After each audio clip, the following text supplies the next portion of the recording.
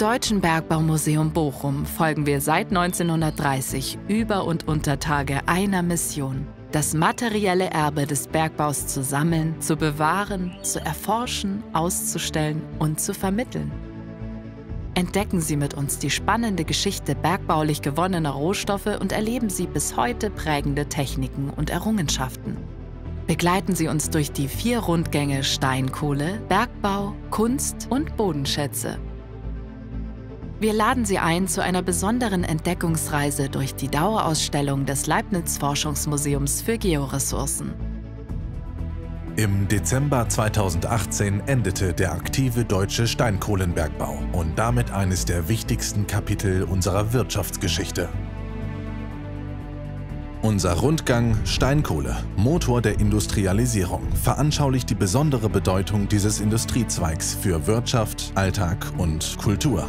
Ein über 300 Millionen Jahre alter Wurzelstock versetzt uns zurück in die Karbonzeit und verweist auf die Entstehung von Steinkohle.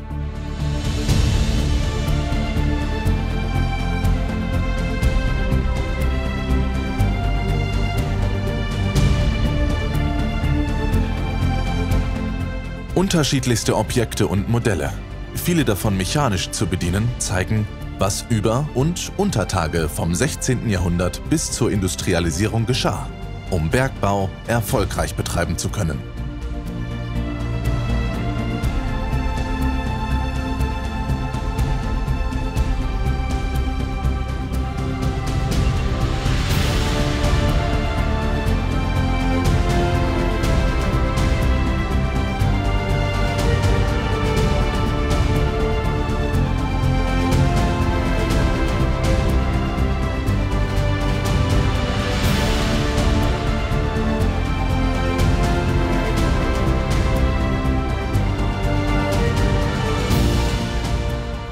Vorbei an einer Kaueninstallation geht es hinab in den Maschinenkeller.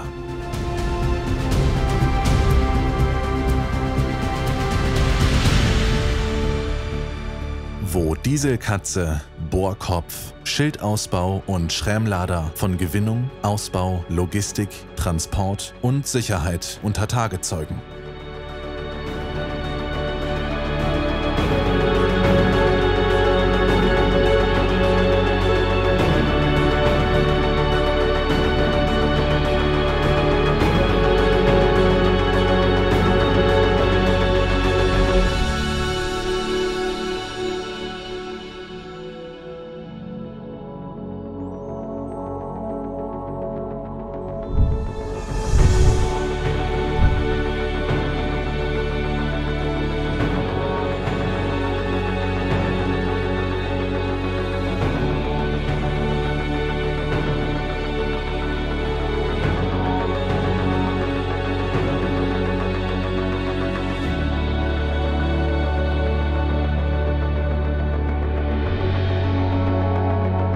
Auch das übertägige Leben wurde nachhaltig durch den Bergbau geprägt.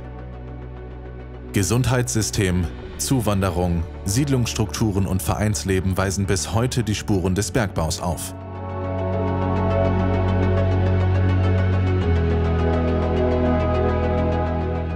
Das 20. Jahrhundert wurde durch Wandel geprägt. Kriege, Wiederaufbau, Veränderung. Die Ruhrregion wird von einer Industrie zur Wissenschafts- und Kulturlandschaft. Glück auf, Zukunft!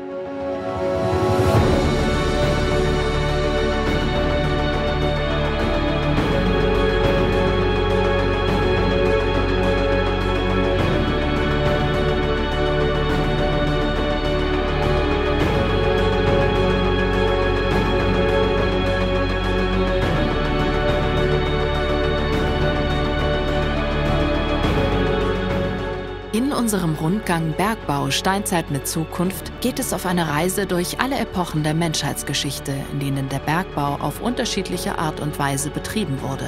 Denn die Entwicklung der Menschheit ist von der Vorgeschichte bis in die ferne Zukunft ohne bergbaulich gewonnene Rohstoffe nicht vorstellbar. In 9 dunklen Baukörpern wird zu Beginn der urgeschichtliche Bergbau von Rohstoffen wie Rötel, Salz und Gold nähergebracht. Im Altertum veränderte sich das Montanwesen. Vor allem die Römer benötigten Rohstoffe in großen Mengen aus allen Teilen der bekannten Welt. Diese Zeugnisse begegnen uns noch heute. Im Mittelalter und der frühen Neuzeit wurde bergbauliches Wissen dann zunehmend schriftlich festgehalten. Illustrierte Urkunden und Bücher gelten als herausragende Zeugnisse. Der über 10 Meter lange Flachsche Riss ermöglichte im 17. Jahrhundert sogar erstmals Einblicke in die Arbeit eines frühneuzeitlichen Bergwerks. Mit Beginn der Industrialisierung dringt der Bergbau in völlig neue Dimensionen vor. Der technische Fortschritt lässt die Förderung und Nutzung von vielfältigen Rohstoffen weltweit sprunghaft ansteigen und den Einfluss auf Wirtschaft, Politik und Umwelt wachsen.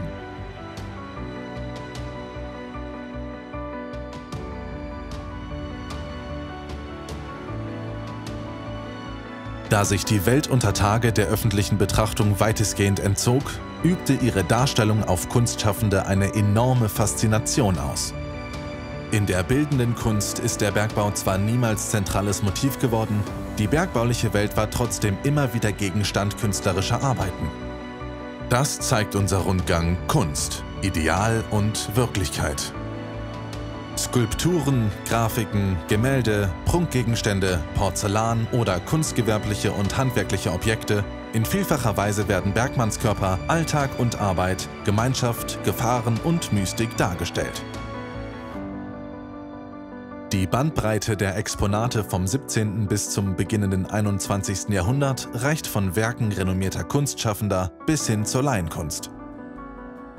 So findet sich im Rundgang eine gusseiserne Skulptur von Rudolf Belling, ebenso wie das Modell der Zeche Hansa, gebaut aus 90.000 Streichhölzern und 83 Tuben Klebstoff.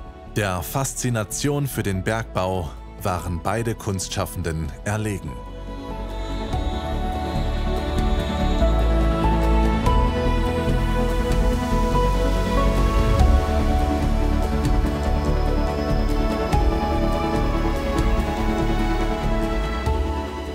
Ohne Bodenschätze wäre unser technikbestimmter Alltag heute nicht mehr denkbar.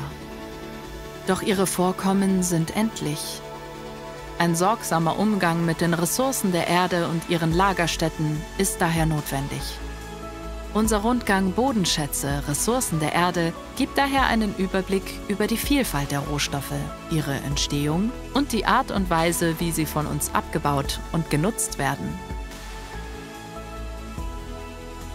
Im Rohstofflabor bieten Thementische mit Mitmachstationen die Möglichkeit, Bodenschätze ganz genau unter die Lupe zu nehmen. Ein Laborspiel zeigt, in welcher Zusammensetzung sie in unseren Alltagsgegenständen, häufig auch für uns unsichtbar, aufzufinden sind.